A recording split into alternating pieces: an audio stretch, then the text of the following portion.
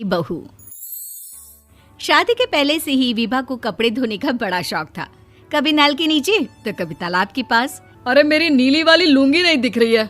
विभा की अम्मा, कहाँ रखी है लुंगी? अरे वो तो विभा ने परसों ही धोकर रखी थी आपकी अलमारी में, देखो वहीं होगी। वो ना मैंने आज धो दी, मुझे लगा कि गंदी हो गई होगी। अरे कैसे गंदी हो गई थी? उसे तो मैंने पहना भी नहीं। हे भगवान, इस लड़की के कपड़े धोने की आदत से परेशान हो गया हूँ मैं।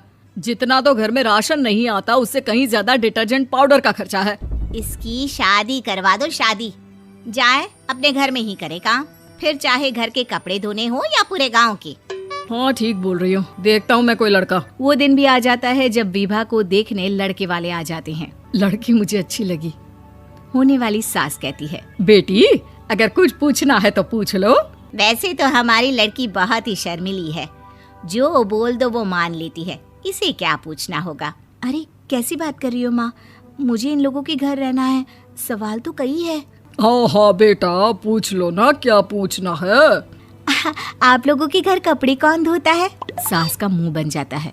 देखो, अगर तुम ये कहना चाहती हो कि तुम्हें कपड़े धोने नहीं आते तो सुन लो, कपड़े मैं ही धोती हूँ, लेकिन तुम्हारे आ जाने के बाद मैं रुमाल तक नहीं धोऊंगी। अरे चुप रहना भाग्यवान, बहू बेचारी घर आई नहीं, उसे डराना शुरू कर दिया। वो क्या है ना बिटिया, अभी तक तो ये कल्लू की माँ ही धोती थी, लेकिन अब तुम्हारे पापा तो दहेज में वॉशिंग मशीन देंगे ही। तभी विभा की माँ बोल पड़ती है, सवाल भी पूछा तो क्या। वैसे भाई साहब, मशीन की तो फिर भी कपड़े धोने की कैपेसिटी होती है। मतलब जो बिटिया दे रहे हैं ना विभा, इसे कपड़े धोने का बहुत शौक है। ये आप लोगों के क्या, आस पड़ोस गांव मोहल्ले सबके कपड़े धो दे और उफ तक ना करे। बाहर देखा नहीं आपने कितने कपड़े सूख रहे हैं? सब हमारी बिटिया ने ही तो धोए हैं। बस भी करो ना माँ, शर्म आ रही इतनी तारीफ सुनकर। और तो और एक दाग निकाल कर दिखाओ तो मान जाओ। हाँ अच्छा, माफ करना बेटा, मैंने गलत समझा। हमें तो रिश्ता बहुत पसंद है। और ऐसे जुड़ जाता है रिश्ता कपड़े धोने का शौक रखने वाली विभा का। उसकी शादी हो जाती है कोयला फैक्ट्री में काम करने वाले कल्लू के साथ। शादी के बाद अचानक विभा चिल्लाती हुई सास के पास आती है। सासू माँ, अरे सासू माँ कहाँ है आप?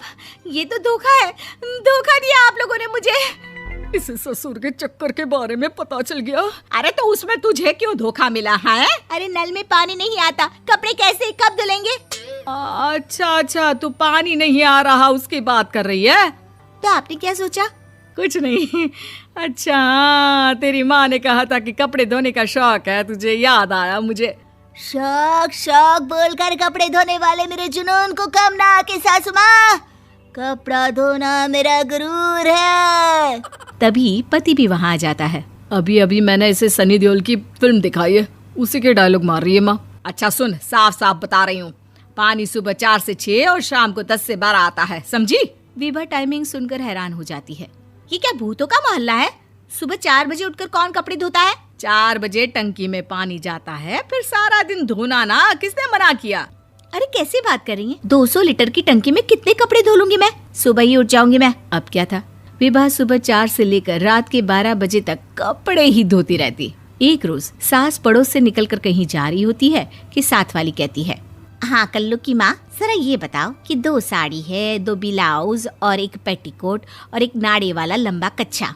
हाँ तो? अरे तो क्या, कितना लोगी धुलाई ये बताओ। धोबन दिख रहे हैं हम क्या? हमारे पति सरकारी नौकरी से अभी रिटायर हुए हैं और बेटा सुपरवाइजर है कोयला फैक्ट्री में। धोबन समझ रखा है हमें। हाय रे कल्लू की अम्मा, माफ कर दो, वो तो मोहल्ले में यही सब बता रहे थे कि तुमने बहू को कपड़ा धुलवाने के काम में लगा दिया है। सास को पड़ोसन की बात सुनकर गुस्सा आ जाता है। वो घर पहुंचती है जहां घर के बाहर ही इतने सारे कपड़े सूख रहे होते हैं जितने कि किसी धोबन के घर पर। अरे ओ कल्लू की दुल्हन, बाहर निकल। माँ जी यहीं आ जाओ, बाथरूम में चादर धो रहे हैं हम। अरे अभी हम धोते हैं, तुमको बाहर निकलो। ये आस पड़ोस वाले बोल रहे हैं कि हम बहू से कपड़े धुलवा कर उसे कपड़ा धोने वाली बना दिए हैं। अरे छोड़ो ना माँ जी, किन लोगों की बातों में आती हो? आस पास के लोगों का तो काम ही होता है कि वो किसी तरह सास बहू को लड़ा दे। बहू सारे घर के कपड़े धोती है, ये क्या कम है? बोलिए। सास को भी लग जाता है कि वो बहू का ये सनकीपन नहीं छुड़वा सकती, इससे अच्छा है कि खुद ही चुप हो जाए। एक रोज सास और बहू मंदिर जाते हैं, जहाँ सास की साड़ी वहाँ खड़ी भीख मांगने वाली से मिलती है। माँ जी क्या बात है, आपकी साड़ी उस भिखारन से कितनी मिल रही है ना? हाँ हाँ देखो तो, दोनों की साड़ी मिल रही है। क्या बात है कल्लू की अम्मा, तुम खुद को तो अफसर की बीवी बताती हो और ऐसी सिंपल सी प्लेन साड़ी पहनकर घूमती हो। सिंपल और प्लेन नहीं है ये साड़ी। तो क्या सोने के धागे से फूल बने हैं? कुछ भी सासू माँ, कुछ भी। हाँ बने थे इस साड़ी में सोने के धागे से फूल। मेरे पति लेकर आए थे मद्रास से स्पेशली मेरे लिए 10,000 की। ताहे भाई साहब इस भिखारन के लिए भी सेम टू सेम साड़ी लेकर आए होंगे 10,000 की। सास उस वक्त तो कुछ नहीं कहती, लेकिन बहू के साथ घर आती है और अलमारी से एल्बम निकाल कर लाती है। ये साड़ी देख रही है, ये वही साड़ी है जिसे मैंने अभी पहना था। इस साड़ी में ये जो चमकदार फूल दिख रहे हैं ना, ये सोने के धागों से काढ़े गए हैं। लेकिन तू लोकल वॉशिंग मशीन ब्रश से घिस घिस कर सारे फूलों को निकाल कर साड़ी प्लेन कर दी। मुझे माफ कर दीजिए सासू माँ। और तो और, जब मैंने तुझे तेरी गलती के लिए कुछ नहीं कहा, लेकिन तूने तो सबके सामने मेरा मजाक ही बना दिया। क्यों? बहू को समझ में आ जाता है कि अब से उसका कपड़े धोना बंद।